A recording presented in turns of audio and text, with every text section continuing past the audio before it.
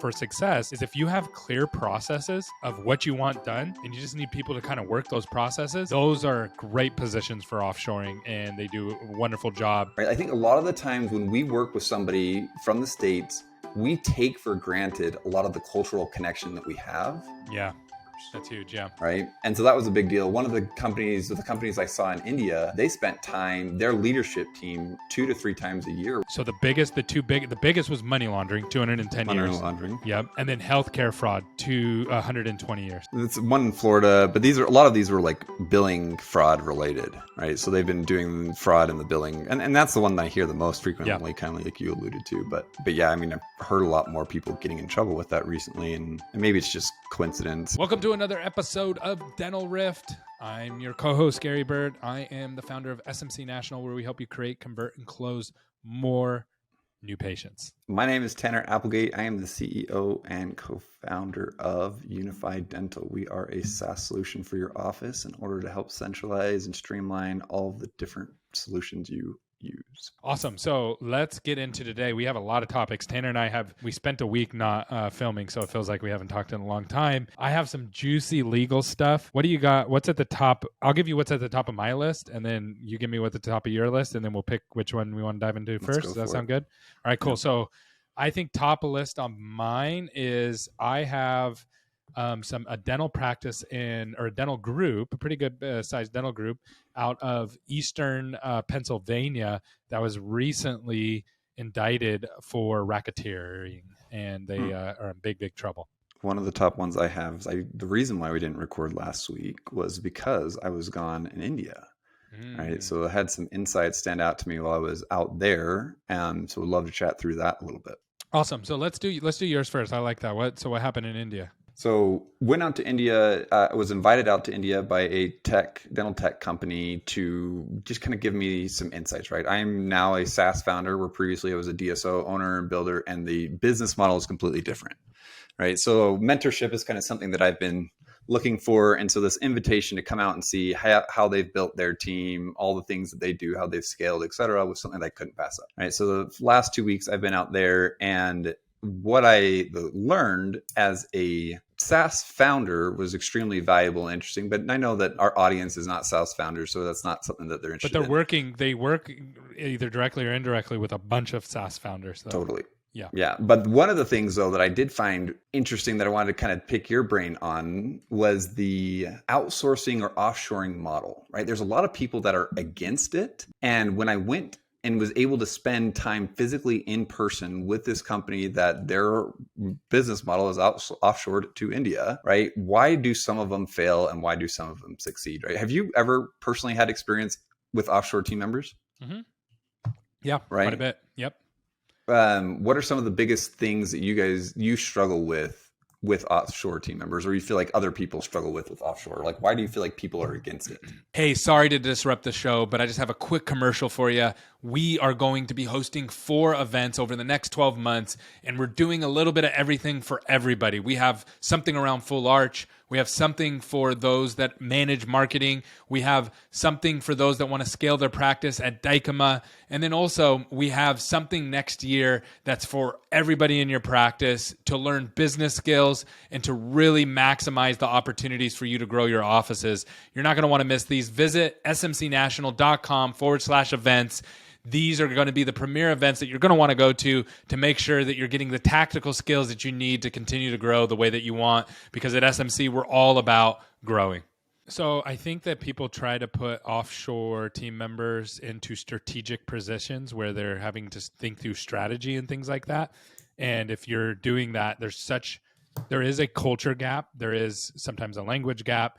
And they're typically very, very safe. Like, they don't want to lose their job. So they're going to do everything that your SOP tells them to do very meticulously. But if you're thinking like, hey, I want you to strategically think through this, in my experience, when you're offshoring stuff, it just doesn't work that way. And so it really depends on the position. What I have found for the other angle for success is if you have clear processes of what you want done, and you just need people to kind of work those processes, those are great positions for offshoring, and they do a wonderful job. Now, this is changing, though, with ChatGPT, because now You have people who maybe they couldn't write copy before because there was a little bit of a language gap. They spoke English, but not the same way we speak English. Now with ChatGPT, they can quickly close that gap. So that's I'm glad that you said that, because I think that's a lot of the things that I hear people talking about with offshoring is like, you can't do a lot of the strategic offshoring, right? They don't understand it, et cetera. And so as I was out there, the company that I went and visited, I saw a couple of other companies that were dental specific, SaaS focused, where they offshored as well a lot of these really high strategic roles. Right. And so I really kind of was thinking about why is there a barrier there? And I think that the thing that I came up with my experience was, it was because of the lack of integration culturally. Right. I think a lot of the times when we work with somebody from the States, we take for granted a lot of the cultural connection that we have. Yep. Without realizing that if we were to do more work on that, then all of a sudden we would have a higher level of connection and communication. Right. And so I look at these companies that had outsourced to India specifically, and they took a lot of time in understanding the culture and really making sure that the cultural aspect, right, the personal cultural aspect, did not interfere with the professional expectations that they had. Right. And so it really my brain has always been, that takes a long time to do. You're not going to get a person that's going to culture. We don't watch a documentary and go, oh yeah, we understand that culture over there.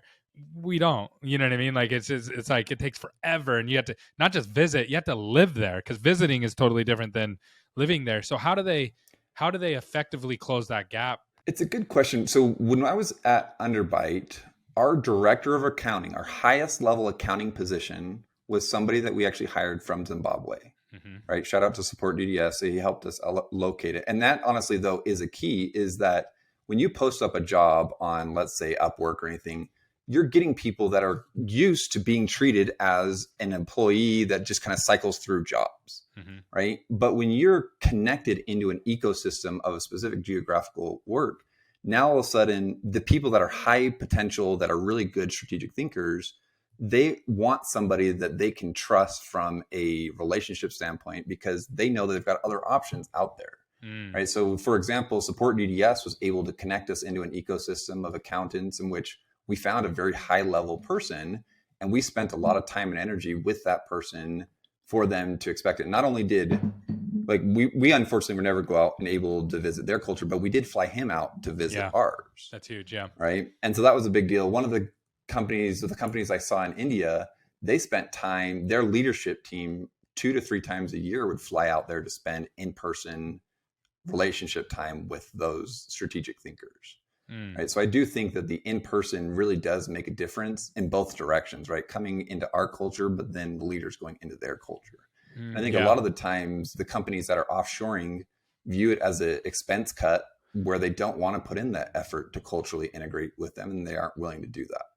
So I was glad, if nothing else, to be able to go there and learn that, because I'm pro offshoring, but realizing that as a leader, I have to still culturally put in a big effort to make sure that we're connecting with them. And sometimes if you want to go fast, that's not a great option, right? Like if you were like, hey, all that matters is I get my product up now, then no, that's not a great option, because you're going to have to spend a lot of time massaging that. If you're like, cost is my biggest concern right now, and I have more time, but I don't have more money, then offshoring becomes a much more appealing from that level. Would you agree with that?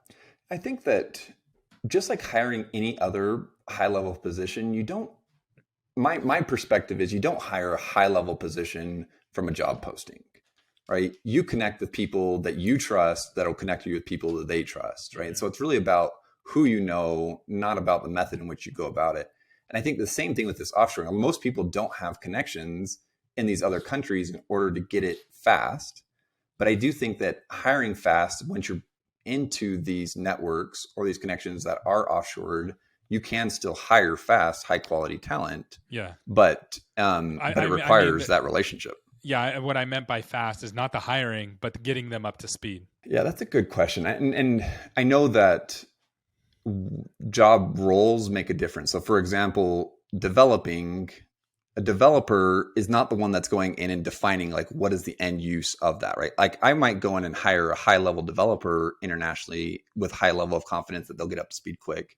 But like product, for example, which is what does our users do? How do they interact with it? Like understanding our end user, that wouldn't be somebody that I would go out and quickly hire. I'm not saying that I wouldn't find it in India, but it would be a lot more work to be able to understand, okay, what is the mindset of our users, and then to be able to frame the whole product around that. So one thing that I've noticed about dental offices just in general is that there's a lot of people who are making $30, $40, $50 an hour, $60 an hour that are doing $5 an hour work, right? Oh, totally. And so there's a lot of opportunities. I know we're talking about this from a SaaS standpoint, but there's a huge opportunity here for dental offices to be able to free their team up, not have to hire as much anymore, and to do really the work that nobody wants to do here in this. A lot of people in the dental offices, it's kind of like, I have to do this, and every day I have to do this report, or every day I have to do this, and it's 2 hours a day, an hour a day, whatever it may be. All of a sudden, if you start to add that stuff up, you have enough to hire a full-time person, and it's also not as expensive, and it frees your team up to be amazing. Do you feel that dental offices are still very kind of far away from outsourcing that way, or is it because it's becoming more and more adopted? I think that the biggest stumbling block that I see with not even specifically offshoring, but even remote work in general, is that dental offices don't, and especially leaders within dental offices, don't think consciously enough about the need for human connection, right? So when you have a remote worker, they think as long as I tell you what to do, you can go in and go and do the work, but what they don't realize is that they're feeling disconnected from the work. They're feeling disconnected from the team. They're feeling disconnected from whatever, right? And so there are very few people in the world that can be completely isolated and be very successful at their job, right? And so when you do that in person, you have the natural tendency to connect with that person because you're physically around each other. But as soon as that person's remote and I don't have to be talking to them or around them, now all of a sudden that relationship falters. And so I think that where a lot of the people struggle with any kind of remote work, whether it's offshore or still in like stateside, is that they struggle with that relationship building remotely. Yeah, I agree. Yeah, it's hard. It's not easy to do, and it takes time. So again, it's the same thing that we just discussed a moment ago.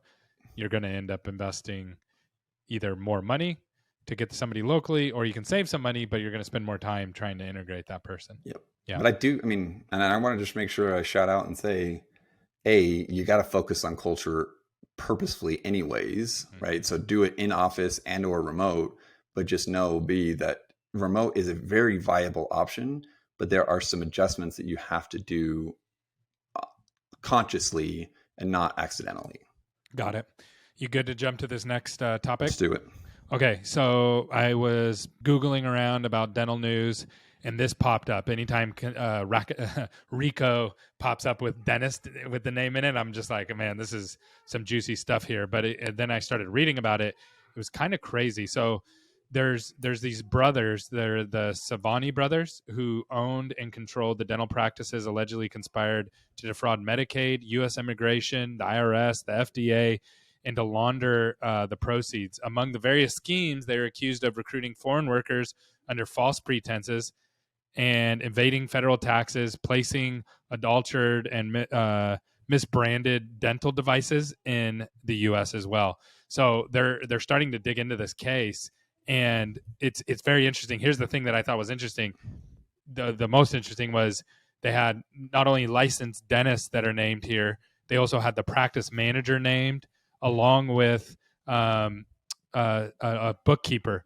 They had an outside accountant is what is officially how it's labeled. And so it's wide reaching.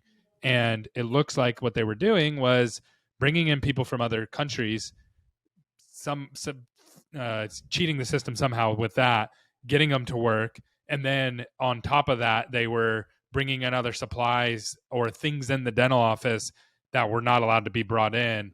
And then at the same time, falsifying numbers through the Medicaid. The Medicaid side, I've seen that where people are just not doing what they're supposed to be doing on the Medicaid side, and that happens. But some of these other things I've never even heard of before. And it's the first time that I've seen a case like this against a dental group, many locations, and they were a pretty good sized group. So I was pretty blown away to think that they were doing all of these things inside of a dental practice. The dental equipment one is not too surprising to me. I know that we've had a conversation a long time ago about gray market supplies, right? And I always wonder how quickly does gray become black once they start an investigation, Ooh. right? So there's a lot of times, not just from like a supply perspective, but also from a equipment perspective, where you can bring in a handpiece that may not be completely regulated or even allowed here in the States, that I'm curious to know that they just get away with it because nobody does any type of investigation on them. But how many people would actually end up with these unregulated equipments that they shouldn't be doing just because of these gray market approaches? Yeah. So listen, you want to hear the amount of years that these guys they're charging them with? So Yeah. his name is Beshkar Savani. Okay. So racketeering conspiracy, 20 years. Conspiracy to commit visa fraud, 5 years. Visa fraud, 10 years. Conspiracy to obstruct justice, 5 years. Conspiracy commit healthcare fraud, 10 years. Healthcare fraud, 120 years. Money laundering conspiracy, 20 years. Money laundering, 210 years. Conspiracy to defraud the United States Treasury, 5 years. Wire fraud, 20 years. And then conspiracy to distribute an adulterated and misbranded medical device. It was interstate, so it was across multiple states, 5 years. So, I mean, he's only looking at 300, 400 years. That's just his charges. What were the biggest ones? The healthcare. So the biggest was money laundering, 210 years. Money laundering. Yep. And then healthcare fraud, 120 years. And then they hit all of them. Healthcare fraud. That's interesting. They're hitting all of these guys. Every one of them is looking at a lot of years. Now, I know how the legal system works. It's like, let's throw everything at the wall and then let's get them to, because it's scary when you look at that as a person, whether you're innocent or guilty. It's like, man, 300 years is a long time. And then they start negotiating with you like, hey, if you plead guilty, we can knock these off, knock those off. So, I mean, that's kind of the game of the legal system. But even like some of these people who were like the bookkeeper is looking at like 80, 100 years.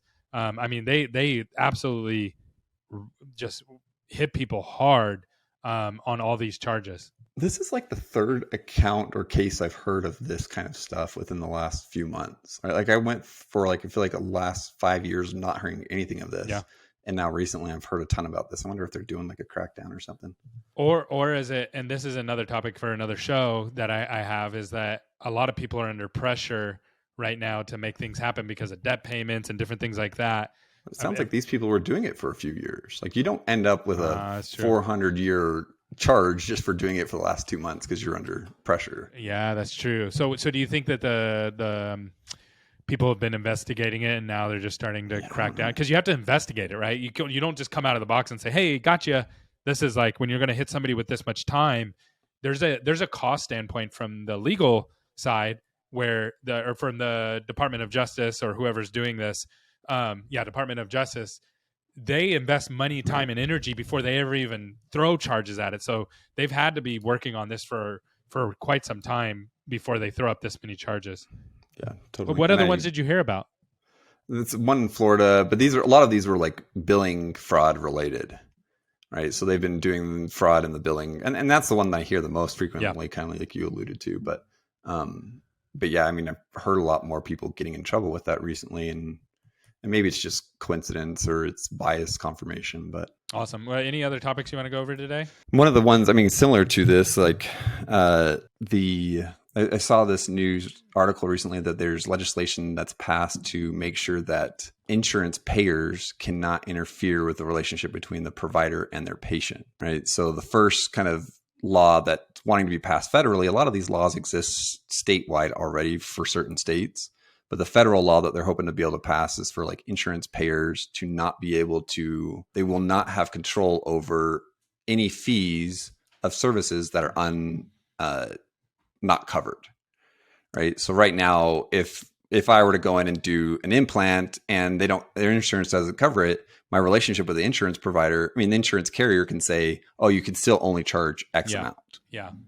Right. And if this were to go in and pass legislation, then it would be, okay, if you don't cover implants, then I can go and charge my full fee for implants. Yeah. Which is the way it should be, right? Why does the insurance, and really what we're really getting to the core of is insurance is more of a membership club in the dental world than it is an actual insurance. I don't know why the insurance company even cares what the provider charges I think outside of what they cover anyway. I think they can pass that on as like, look, this is what we're saving you. We've saved our patients this much money. I think that's all it is. Yeah. I don't know. I think it's... Which state is that in? Because this has to happen state by state, right? No, this will be a federal law. There are a lot of laws that insurance companies do federally have to abide by. So this would be a federal law. There are states already that have this, or I think California is one of them that has this law. Like there are a lot of states that already have this, but this would be one that would be mandated across all of the states. Crazy. All right. Which would be Good awesome. show, man. I appreciate you. Okay, man. Talk to you soon.